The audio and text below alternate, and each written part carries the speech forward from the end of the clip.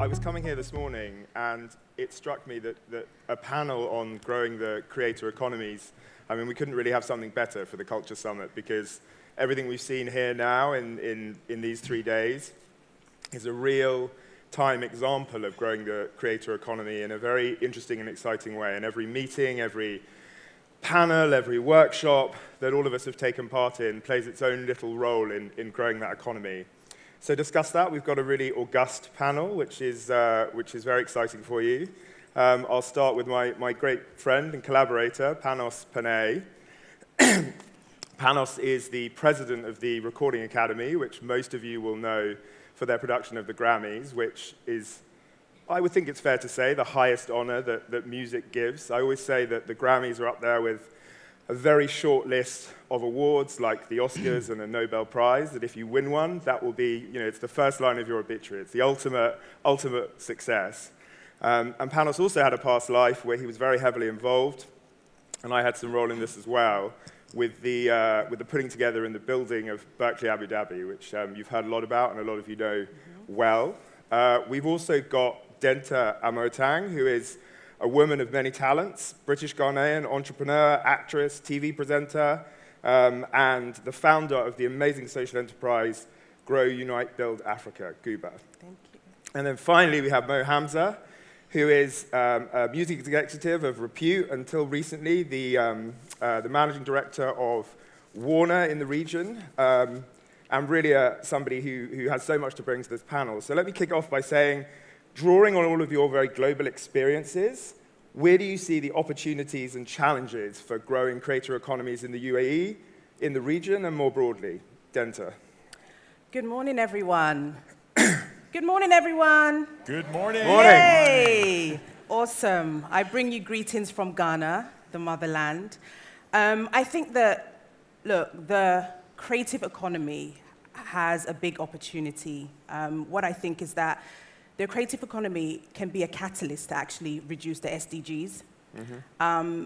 It has created, so the World Bank stated that in 2020, it created more than 30 million jobs in Nigeria, okay? The creative economy gave $18 billion to the GDP of Nigeria. Mm. And so if we look at that, that means there's a great opportunity to create jobs and for artists to be sustainable in what they do. Now, if I look at my country, Ghana, we don't have a budget for the creative economy. For artists, there's no funding, there's no development of skill. And so it then gives you that opportunity to grow, right? And it's the same for the UAE. And so I think that this is the time for people who want to invest, the creatives, to really look at the opportunities in that, because it is a job creation for a lot of people to get the youth off the street. There's so much talent. If you look at, music in Africa, Afrobeats, hip life, high life, a lot of artists have made it, and they are able to support their families with that. But if they can't get money from it, like for instance, our royalty system in Africa is non-existent. Artists are not making money from it. So if an artist does not get a gig, does not get a performance somewhere, they're literally not getting money. Yeah. And so I think that it's great now that we have the likes of Spotify, Boomplay, all of these platforms that are now allowing artists to make some money. Yeah. Panos, same question to you. Yeah. So as we're looking around the world, ultimately you have to see where the population growth is happening, especially youth population. And it's no longer the West, right? So you look at this part of the world, you look at Africa, and 60-70% of the population is under the age of 30. And media consumption is directly correlated to the age of the population rather than necessarily disposable income. So without a doubt, over the next 10, 15, 20 years, I think there will be a migration of content generation away from Western countries and more towards this part of the world. And for me, that's a good thing. I think we've experienced, 100 years of domination of particularly one culture, and that's been the Anglo culture in pop, in technology. You know, it's become the de facto language. And I think in some ways our world is poorer for it, because our world is multicultural, our world is multilingual. So there are tremendous opportunities that are happening in this region, in Africa, in South Asia, for a whole new generation of content creators, of expressives, of industries to rise because of this. Yeah, and I think just before I turn to you, Mo, what I always find interesting in this region is that in certain Western nations, we've increasingly, you know, culture has somehow become a nice to have. And actually what I love about being here and what I love talking to our hosts and other countries in the region and other countries in Africa is that it's not seen as a nice to have, it's seen as a have to have, because there's the shift that you're talking about. There's a demographic shift, there's the move from carbon economies to knowledge economies, and it's not a question of it's just a sort of add-on or a tack-on. You know, if we listen to what, you know, Mohammed Al-Mubarak said in his opening remarks, or Noor Al-Kabi's speech, it's really at the core, I think, of what the belief is and the need. My father was a geologist, so I'm going to talk for a second about rocks. You've given me a link to Mo. You've given me a link to Mo. I'm not going to talk about rock and roll, I'll talk about rocks, right? Yeah. And culture is the substrate. Yeah. It is really the foundational element on top of which everything else is being built. Yeah. And I do feel that the people, especially here in Abu Dhabi, get that. That once you invest to build this layer, then almost everything else on top of that is possible. And that's why ever since I've been coming here, and I'll admit the first thing that brought me here was the first Culture Summit that happened, I think 5 years ago. Me too. And I've been blown away because I don't think I've had as many conversations about culture, the impact of culture, the importance of human expression, the importance of cultivating art among people in government than anywhere else than here, right? Sadly, in the Western world, you'll hear a lot of talk but very little action, and it's seldomly part of the ongoing conversation of public policy. You'll hear about public policy supporting just about any industry. It could be tourism, it could be agriculture, it could be technology, research, but very seldomly does money get directed to this important substrate of society. And I would second that. And I mean, as chairman of the Greatest Works Agency, we bring a lot of global institutions to new markets, new opportunities, where the appetite is.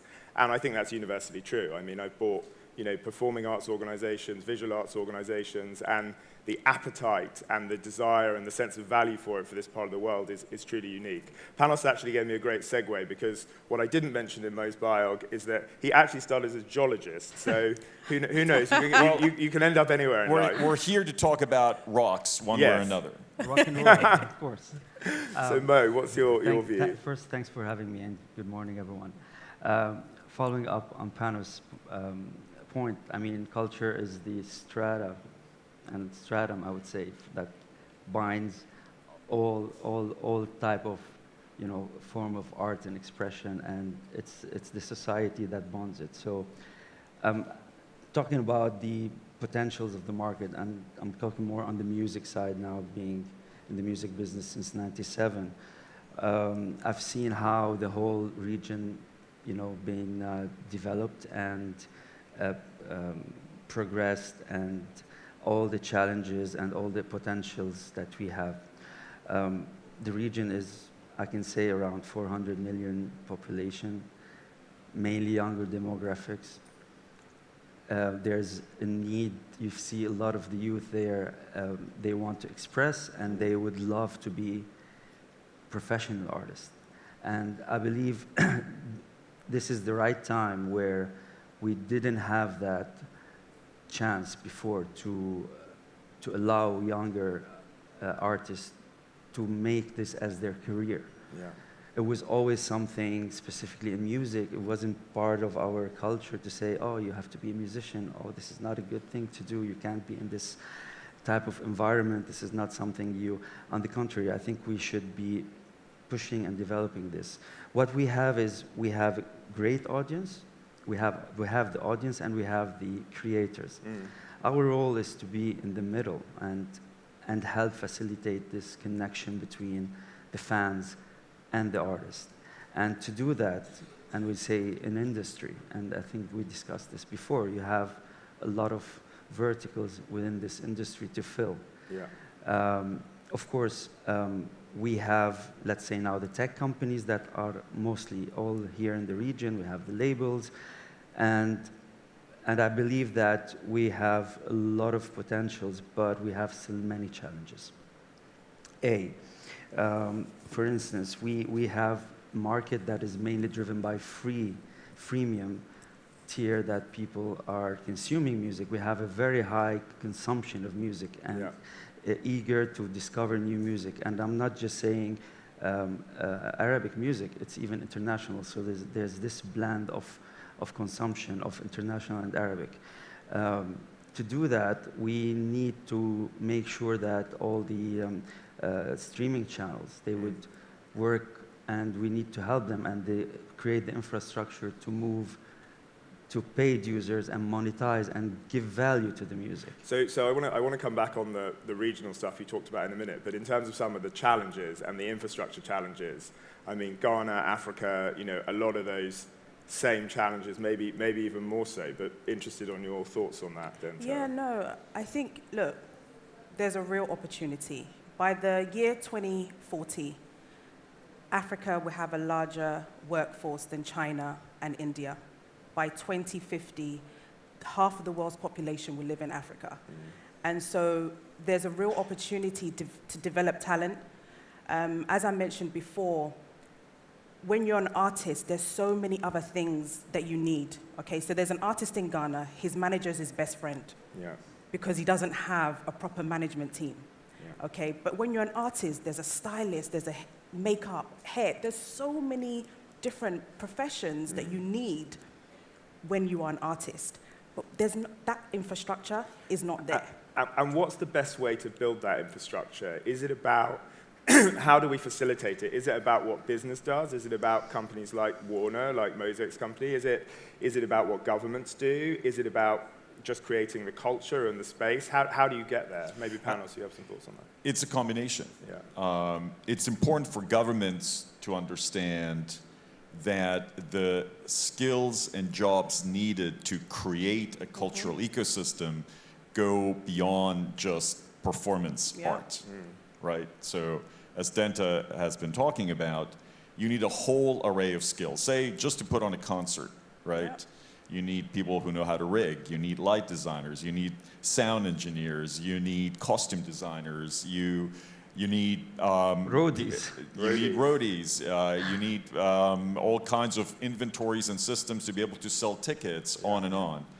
So it's important that when governments are looking at these, at funding these initiatives, that they take a macro view, and to Denta's point, they see it as fundamentally a job creation program, first and foremost. Yeah. And we know that the entertainment industry at large, it has both the jobs that it creates directly, but then it has what economists call externalities. All these effects that happen to the broader economy because you're creating an entertainment ecosystem or a creative ecosystem. I do feel that the government here gets that almost better than anywhere else I've experienced in the world. Yeah. But it's important that there are studies, and more studies that need to be done about it. What is the entire array of jobs that you need in order to create the ecosystem, and then create the avenues and ways for those jobs to be created? This is where the academic sector comes in to some degree, right?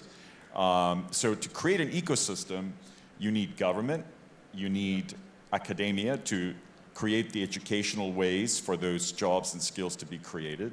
You clearly need to cultivate the artists and the artistic scene. You need private funding, because ultimately, on top of any public infrastructure, in order to create a real marketplace, you actually need private organizations who have a profit need and motive to come in and begin to spur that innovation. So if you're a government and you're looking to create a multi-pronged approach. You need to invest in infrastructure. You need to invest in ways to spur entrepreneurialism. You need to give tax incentives to encourage private investment.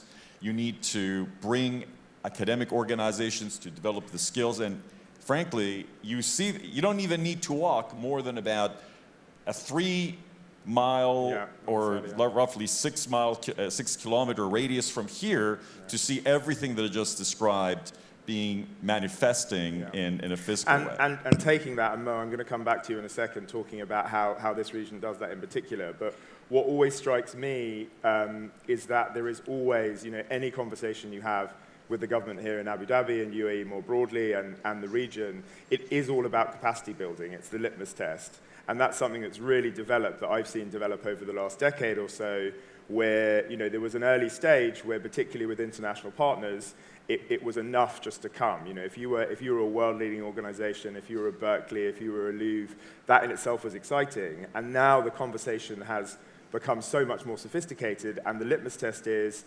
yes, we want you there. We want to partner. We want to have that, the diversity that Noura Al-Kabi talked about in her keynote yesterday. But it's no use to us unless it leaves something permanent, unless it fills in the spaces that we're talking about. And that's right across the piece. That's on the business side. That's on the music side. And I think that's definitely a conversation that has become more and more sophisticated over the last 10, 15 years. And now I find it's the ultimate test before anyone moves forward with a particular partnership. It really is, how does this help us take what we have, take the talent, take the expertise, and not drop something on top of it, but really build and grow. But I mean, Mo, you're a regional expert in the sense of having run Warner here, and in terms of how different countries have done it, they're all doing it in their own way to an extent, but there are also themes that run through that in terms of what needs to be achieved. So I don't know if you've got thoughts on that. Following Panu's point as well, talking about this ecosystem and finding out what are the gaps, and following Denta's point as well. I found out there's a massive, there's no management, professional management. It's always a friend, brother, that you just need to learn. And this is our role and role of organizations to help develop managers. We don't have A&Rs and the real description of an A&R person. So there are so many roles, I would say, that are still lacking here. Legal, entertainment lawyers, even accountants. When we talk royalty accountants, it's a specific, no one really understands how this is broken down. And of course, getting back to a major point, which is copyright laws.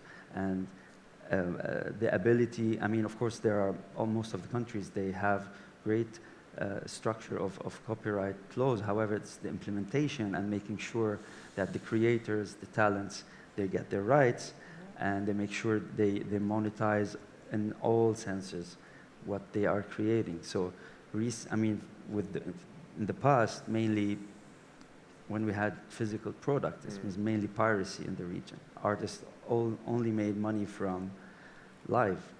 And when we talk even about live, it was more close to private, not the concept of selling tickets, etc. This is now getting better and better. And this is where I still believe that we have a lot of room to grow and a lot to do.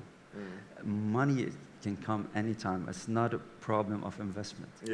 This is no issue, you see. But go ahead. What Mo is talking about is really important. So creating intellectual property infrastructure is absolutely critical, because unless you find ways to remunerate creators in every possible way, especially as technology is changing the way that you monetize creativity. And what's the best way to do that, as part of your remarks? The talent is there and it needs that infrastructure. So how do we get practical outcomes on that at speed? There's a few things.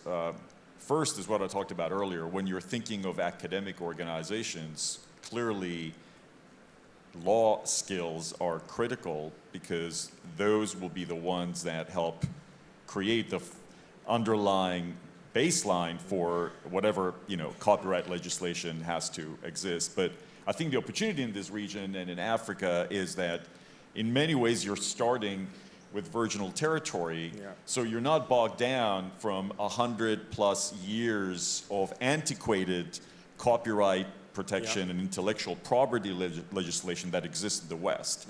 It's really difficult to rip up and throw the rule book away and start from scratch to address the new ways that content is being consumed or created, because let's face it, everybody in this room right now is creating content because many of you are on your phones and you're tweeting and you're texting and you're taking pictures. So legislation in the West often lags innovation. What gives me a lot of excitement about Africa, about this part of the world, is that historically there's not been a creative ecosystem that's not also an innovation ecosystem. The two go hand in hand. So when we're looking at Nigeria or Rwanda, or when we're looking at this, you know, this part of the world where there is technological innovation happening, you combine that with the artistry that exists within all of us, and then you begin to bring the skills that we're talking about. I think you're creating a nice sort of flywheel effect. And I'm excited about what I talked about earlier, public funding, spurring private investment in innovators, because I can't wait for some blockchain company out of Lagos, right, to actually invent the next way that copyright, that royalties are being collected and distributed. I can't wait for some video game designer out of Abu Dhabi to create a whole new way of us experiencing music in the metaverse or experiencing immersive audio in a way that nobody in the West is thinking about, right? And to me, this is why when you're looking at this part of the world, I have no doubt within the next 15 years, there will be increased content consumed on a global level by cultures beyond the traditional Western ones we've seen. I mean, to that point, and we know, and we've said several times on this panel, that in a country like the UAE, there's an understanding of the value and there's the support and the investment. And, you know, Mo, you just said that, you know, money's not necessarily the issue in terms of that. And I think that is probably true in a country like UAE because there's such a good understanding of what is here, but what needs to be developed and what needs to be built. And there is a willingness from leaders to invest in that and support that in any way they can. I mean, how does that work in countries like Ghana? I'm not sure. It's not the same, right? It's not the same. I mean, we just hosted the Global Citizen in Ghana a few weeks ago, and they had to bring a lot of their talent from the US to Ghana because the skill set, right? And so these are things that I think that, okay, so the next time that Global Citizen are coming to Ghana, maybe they train some people on the ground, so that the next time that they come in, maybe it's reduced to maybe 500 people that you'll bring in this time, so that we create that ecosystem to develop the people on the ground. But I think that I get really sad sometimes when I speak to some of the artists that I know, artists that, you know, that started many years ago, and when you look at their state that they're in now, it's like they're literally feeding hand to mouth.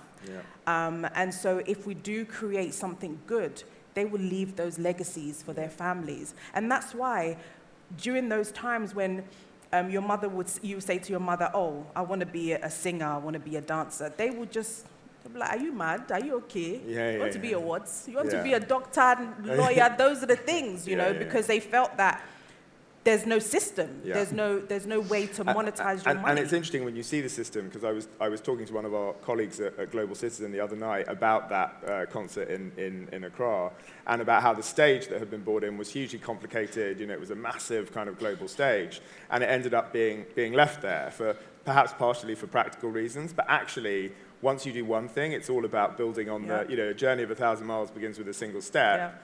And that, again, as I see, particularly as I look around Sadia, and, you know, I was at the opening of the Louvre, you know, 5 years ago, but as I see the Guggenheim come up, and as I see all of these projects, it feels like that. You can see, you know, you just do one step at a time, and then all of a sudden you get to this this amazing place. We've got about 5 minutes left.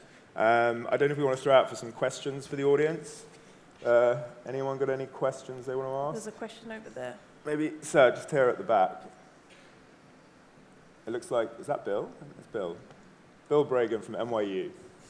Hi, thank you for this conversation. I think it's really important. You've talked a lot about creating support for the full ecosystem and all those roles, which I think is such an important conversation.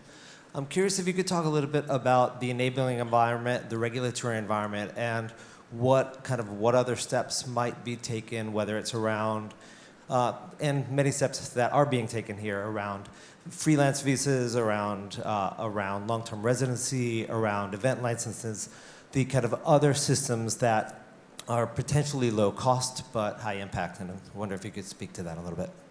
Who wants to start on that? Panos, maybe some thoughts from you? Or? Well, Bill, you just sort of touched on that, right? So when you're looking at a regulatory framework, it's important to look at it in its totality. So, I mean, we talked about intellectual property legislation, but then to your point, is then looking at creating a system that incentivizes the creation, if you will, of venues or other channels for creation to flow, both physical and digital. And for me, there is a tremendous opportunity to collaborate with organizations from countries that sort of have these frameworks developed, but not to wholesale import their systems, but effectively listen to the experience and then say, actually think like an artist. Take the influence, make it your own, and express it in a way that makes sense to you, rather than just trying to simply emulate or copy somebody else. So it's not about rote sort of memorization and performing back what you just heard. It's about ingesting it and then interpreting it in your own way. Think more like a jazz musician rather than, a strict classical musician, if you will. But Mo, Denta, I'm curious to hear about your experience. We just mentioned and talked about it. You mentioned it already. We're starting from a clean slate where we have the opportunity in this region, specifically in this part of the world, to build an ecosystem and a structure that even is beyond what's been happening globally, because we can learn and we can do it our own way and understand our own culture and the need for our audience and our artists and talents. So there's definitely the potential. It's just like and what's been done here in the region is amazing already with the government here and all and I would say on that, I mean, a big shout out to Bill and the NYU guys, because that was some of the first, art space in terms of some amazing theaters, some amazing spaces that have had some amazing programming. And now we just see that, particularly here in Abu Dhabi, we've just seen that grow more and more and more, which is really exciting to see. Bill, what you guys are doing is heroic, in my view, truly, because, change doesn't happen overnight. And the other thing that excites me is when I heard Eli, the co-founder of Anhami, talk the other day, and he said, out of however million songs that Anhami has, only, I think, 7% of the repertoire, if not less. No less. It's in Arabic. Way less. But we talked about there's 400 million people just between Morocco and the Persian Gulf that speak Arabic, probably twice as many around the world. So the opportunity there is tremendous. But you need the Anhamis. You need the Shaheeds. You need these companies to spring up. You need competitors to these companies to create a true ecosystem. And so when you're thinking of a legislation framework, you got to think of it in multi-pronged, not just how do I create legislation that enables clubs to be open for another couple of hours or to serve, alcohol or whatever. You need to think about it in a much more holistic way. And also the technology as well, because we talked a little bit about that, but the access to the technology. I mean, Joyce Bandar in the first session, she was talking about the unbelievably small numbers of people in a country like hers that actually have the platforms and the access to the places that we're talking about here, which we're very lucky about here, but that doesn't apply, everywhere in the world, and you need to do both. Here it applies, on the tech side, of course, I mean, the mobile penetration, internet is high.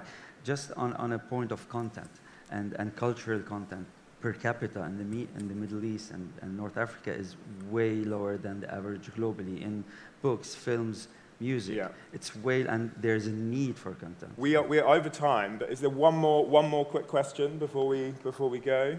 I see Hi, Clint, maybe. Should we go to? Hello.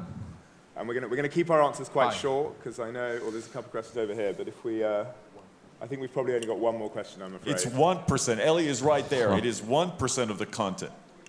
1.2%. Okay, fine. So could you talk, there are so many talented young people in the region.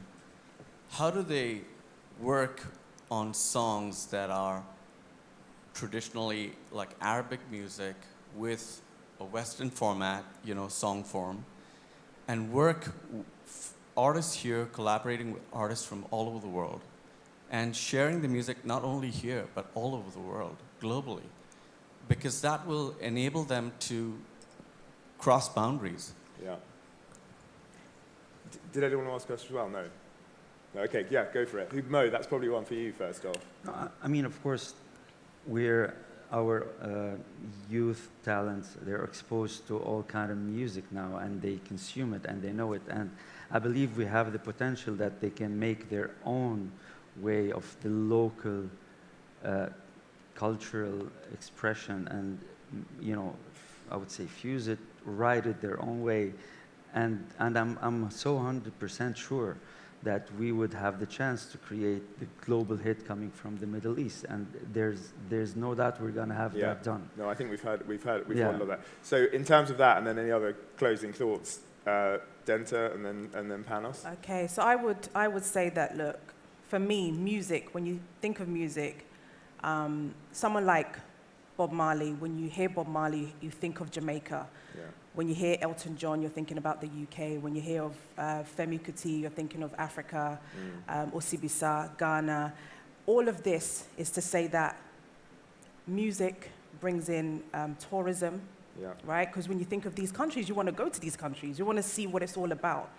And so I think that the creative economy needs a really big eye on, like people need to keep their eye on it and support the industry as much as possible, because it is the job breaking. It's a win-win. And it's also just a win-win, right? It's an economic ring, but it's also something that drives passion. And Panos, any last thoughts?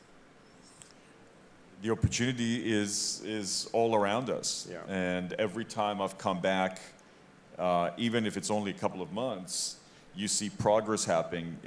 You see momentum changing.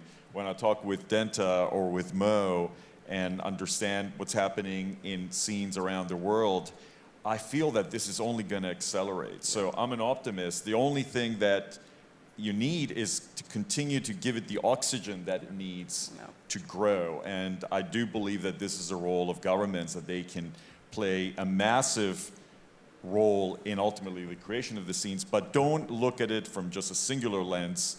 Take a 360 view of what you need to create the ecosystem, and then look at it as fundamentally not just a job creation program, but an economic acceleration program, of which there is no other industry that I know of that has the ripple effects of the creative industry. And as I said at the beginning, this is a real-life example of this. Everything we're doing in these 3 days, all of you are playing a part in growing the creator economy.